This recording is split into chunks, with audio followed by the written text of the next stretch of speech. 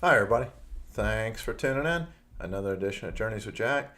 So, this is part two of adventure from Venice on up into northern Italy and on to Switzerland. So, this one I've entitled Milan to Lake District to Switzerland. So, if you recall from part one, I had been in Venice with my wife Eleanor, and we were taking the train from Venice up to Milan to go see La Ultima Cena, Leonardo da Vinci's magnificent painting of the Last Supper of Christ. So, as we were on the train, we had a little bit of difficulty finding our compartment. A kindly Swiss gentleman took us under his wing and told us where to go. And then this guy convinced me that what we should do is actually leave Milan, hire a car, and drive up to Stresa and then onward up to Switzerland. So glad he did. Thank you for the great advice. So, after seeing La Ultima Cena, my wife and I decided to go over to Malpensa Airport and check out rental cars the next day. And that was actually a good deal because we were able to compare several of them because they're all right there. So we settled on renting a car from a German company called Sixt, S-I-X-T. They were great. We later used them when we were traveling to St. Bart's. That's on a different podcast. Then we drove on up to Stresa. It's about a 90-kilometer drive. It took us maybe a bit more than an hour, hour and a half, approximately that. Pretty soon we were in Stresa, checked into a hotel, and we're seated at a lovely cafe on the shores of Lake Maggiore, or Lago Maggiore. So this is in the Italian Lake District, and this is a curious climatic phenomenon. For some reason or other that I don't understand, out on the Berromeian Islands in the middle of the lake, all kinds of tropical fruit trees, etc. grow. We were looking across at Isola Bella, which has a large castle type, really more like a French chateau building, and fabulous gardens on it. So we were enjoying ourselves eating lunch at the cafe when suddenly a duck flew in. And apparently this duck had flown in before because he waddled up on the counter and the waiter set out some food for the duck, ate his food, and then flew away.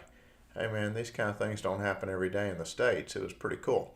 So a fog rolled in on the lake, and we decided about that time, hey, let's bust a move and drive on up to Switzerland. So we got out, but before we do that, I want to tell you about another famous move on up to Switzerland. So, one of my favorite authors, Ernest Hemingway,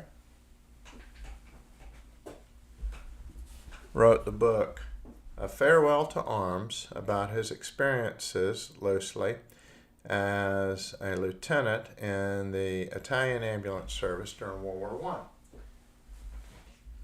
Part of this book is set in Stresa, and in the book, he rode his girlfriend, whom he later married, across Lake Maggiore from Italy to Switzerland. Now, this movie's been made a couple of times. Most recent edition, I believe, starred Matt Damon and Sandra Bullock. A previous one had Rock Hudson in it. Both of them are quite good movies. I'm going to suggest those. So we did a little differently. We didn't row in a boat, but we drove around the lake shore and up through this massive tunnel. I think it's called Gotthard Tunnel, and on into Switzerland. The Swiss border guards were a little bit more diligent checking our passport than the Italians. I think you remember when I showed you we came into Venice. Here's a couple of flags pertinent to Venice, Italy. I forgot to show them in my last podcast, so I wanted to break them out. But when we came into Venice from Slovenia and got off the boat, they were just very kind of blasé. American passport, come on in, no problem, nothing to declare, everything's cool. So we went through the Gotthard Tunnel and came into Switzerland. Now the Swiss, very interesting, we entered into the canton of Ticino, T-I-C-I-N-O, some pronounce it Ticino. But Switzerland is divided up into different cantons, and there's multiple languages in Switzerland. Very intelligent people. They are famous, obviously, for watches and for also Swiss banking, etc. But they speak Italian, French, German, and Romanesque. Romansh, Italian, French, all are Romance languages derived from Latin. So we went to Ascona, beautiful town, has a great park slash promenade along the shores of Lake Maggiore, and one side lined with pine trees, the other side with various cafes, etc. We enjoyed wandering around there and then got back on the road and headed down a piece to a place called Ronca Sopra Ascona, where we ate dinner at a great restaurant called Ristorante San Martino. Now, we were able to sit out over looking the lake on a balcony that it had rained and misted earlier, but they cleaned it off for us and had a good meal there. And the kindly waitress gave me this cool glass as a souvenir. So this is Calandra Edelbrau Swiss beer, and I brought it back and put it in our little bar up above my garage. So kind of a cool souvenir. More on those kinds of souvenirs at a later podcast. So we headed on back subsequently back into Italy after kind of our afternoon or one-day trip up to Switzerland. When we came back into the Italian border again, they were very lackadaisical and just sort of waved us through as they saw our American passport.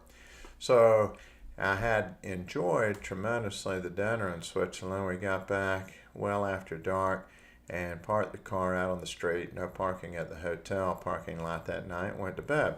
Next morning I got up, opened up the shades and looked out the window, and lo and behold, I could see a damaged fender on the car and a note on the windscreen. So unfortunately somebody had hit our car overnight, but thankfully they left a note.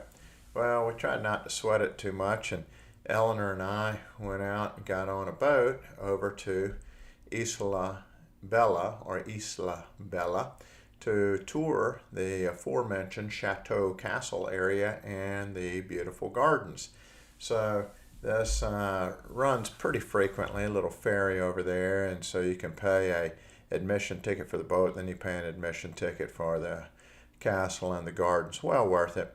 And when we finished seeing them, which frankly the gardens were unbelievably spectacular as I described it earlier, there's an unusual climatic phenomenon where you'll see palm trees and all kind of fruit trees that you'd expect in the tropics, but they're up there in northern Italy at the border with Switzerland.